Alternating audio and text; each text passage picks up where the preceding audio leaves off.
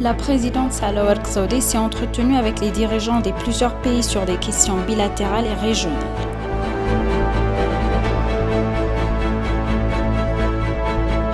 Africa Business Heroes appelle les jeunes Africains à exposer leurs talents dans le cadre du concours ABH.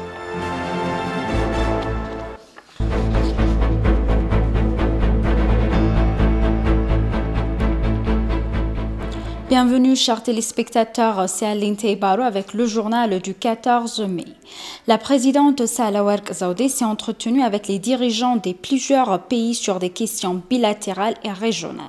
La présidente Sahle-Work, qui a assisté à l'inauguration présidentielle de l'Ouganda, a échangé des points de vue avec le dirigeant Kenya Uhuru Kenyatta sur des questions bilatérales et régionales axées sur les développements actuels de la Corne de l'Afrique.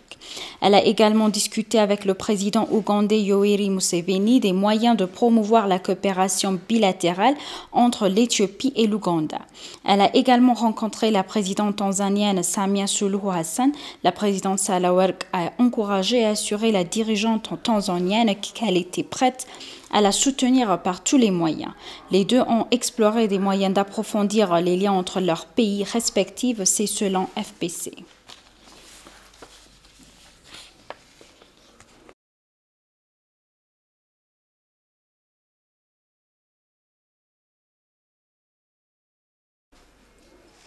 Le Premier ministre Abiy Ahmed a appelé les citoyens non enregistrés à utiliser les heures restantes pour être éligibles aux prochaines élections générales. Bravo à tous qui ont sorti au cours des dernières semaines et se sont inscrits pour voter pour les 6e élections nationales, a déclaré le Premier ministre.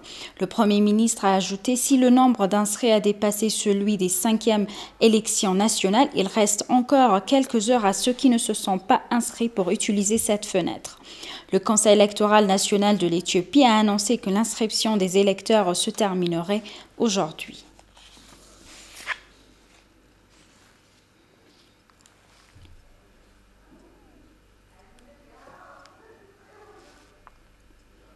L'ambassadeur Alamayo Taganou a fait un point de presse à un groupe de médias de masse dans son bureau aujourd'hui. Son exposé a couvert un large éventail des questions relatives aux situations dans la région nord du Tigray.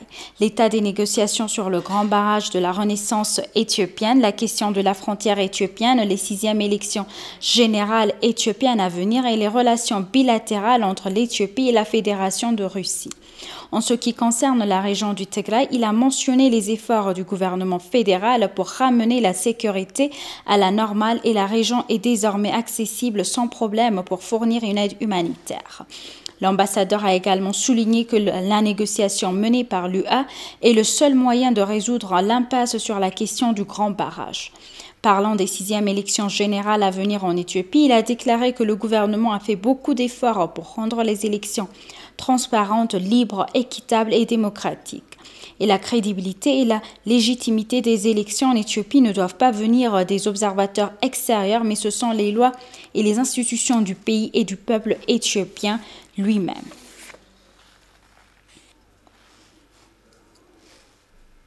Une base des données ouvertes visant à améliorer l'interprétation des données d'observation de la Terre et accessible au niveau national et régional a été lancée à Addis Abeba.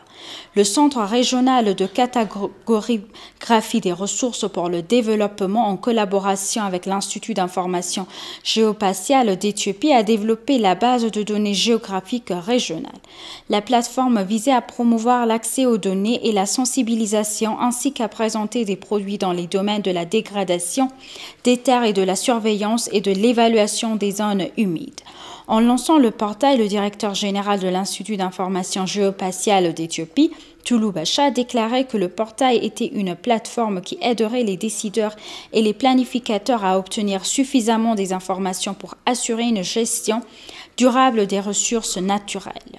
Il a noté que l'Institut, depuis sa création en 1954, travaillait en collaboration avec toutes les parties prenantes, concerner les partenaires régionaux et internationaux pour contribuer à la surveillance des forêts, au changement climatique et à la conservation des ressources naturelles.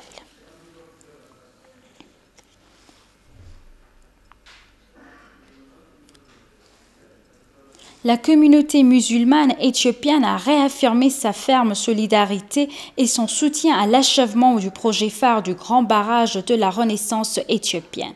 Des dizaines de milliers de musulmans éthiopiens ont envoyé un message et ont exigé l'achèvement rapide du Grand Barrage, tout en observant les célébrations d'Eid al-Fitr de 1442. Approché par l'ENA, Oustaz Yassine Nourou, érudit musulman, a déclaré que l'Éthiopie était en train de construire le grand barrage et de commencer à utiliser son droit au développement et sur ses ressources naturelles. Ainsi, les Éthiopiens, en particulier les musulmans, doivent maintenant se rassembler et soutenir son achèvement. Selon lui, l'Éthiopie croit fermement à une utilisation équitable des eaux du Nil et travaille déjà à utiliser l'eau du Nil en construisant le grand barrage de la Renaissance. Oustaz Yassine a noté que l'islam promeut une utilisation équitable, des ressources et que les Éthiopiens s'uniront pour une utilisation équitable des ressources en eau, y compris les eaux du Nil.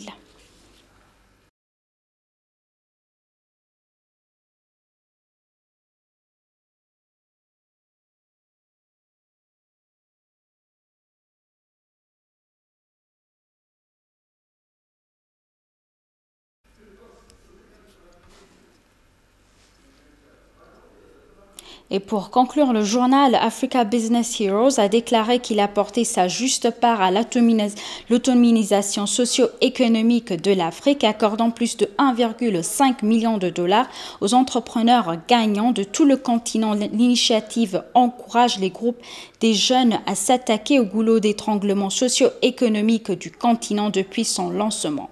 Dans une interview exclusive avec ABC, la responsable des partenariats et des programmes d'Africa Business Heroes, Zahra Baiti, a appelé les Africains à s'exposer leurs talents et à participer activement au concours d'Africa Business Heroes. Beteye Sousiaret nous présente les détails. Good evening, ladies and gentlemen, and welcome to Africa's Business Hero Show. Africa Business Heroes soutient directement les entrepreneurs africains talentueux et prometteurs par le biais de son concours du même nom. Chaque année, le prix sélection 10 héros d'affaires de toute l'Afrique qui se disputent leur part de 1,5 million de dollars américains en subvention. Dans une interview exclusive avec EBC, la responsable des partenariats et des programmes d'Africa Business Heroes, Zahra Baiti, a appelé les Africains à exposer leurs talents et à participer activement au concours ABH. Pendant le concours, les participants ont également un accès exclusif à des programmes de formation, de mentorat et d'apprentissage, ainsi qu'à une communauté de chefs d'entreprise africains partageant les mêmes idées. Zahra exprime le lot du grand financement accordé aux finalistes pour aider les jeunes entrepreneurs africains à galvaniser l'économie du continent. Zahra a exprimé son optimisme quant à l'avenir de l'Afrique en rappelant les opportunités commerciales. ABH est le programme philanthropique phare de la fondation Jack Ma en Afrique.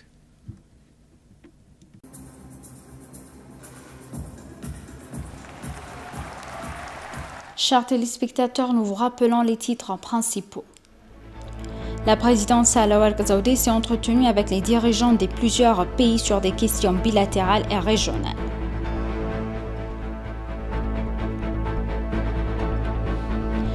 Africa Business Heroes appelle les jeunes Africains à exposer leurs talents dans le cadre du concours ABH.